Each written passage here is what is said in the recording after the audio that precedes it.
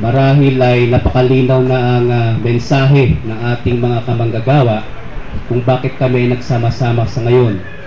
Hindi na namin masikmura at sinusukan na namin ang kalakaran ng ating gobyerno na sa tuwi-tuwi na ay magkaroon ng readjustment sa mga kapitalista.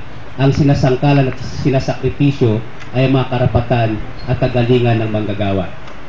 Kami po sa Partido ng Manggagawa ay naniniwala ng order nga ni Secretary Baldos ay hindi matuwid na order. Ito ay nagbibigay ng daan tungo sa pintuan ni lusutan at mga kapitalistang naghahangad pa na isakripisyo ang karapatan ng manggagawa sa security of tenure, isakripisyo ang karapatan ng manggagawa sa pag-uunyon para lamang sa readjustment, reorganization ng kanilang mga industriya at kumpanya at sa pagkamal ng malaking tubo.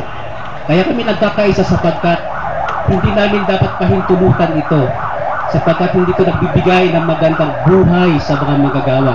Hindi ito tamang kapasyahan at patakaran na dapat sa isang matuwid na gobyerno. Ang malaking challenge dito sa unity namin ay dapat pabaliktarin ang desisyong ito ni Baldos at hamunin ang gobyerno ni Noynoy. Tara na sa matuwid na landas, ipagtanggol natin ang karapatan ng manggagawa. Yan ang daan sa pag-unlad sapagkat manggagawa lamang ang nagpapaunlad, nagbibigay ng yaman sa ating bayan.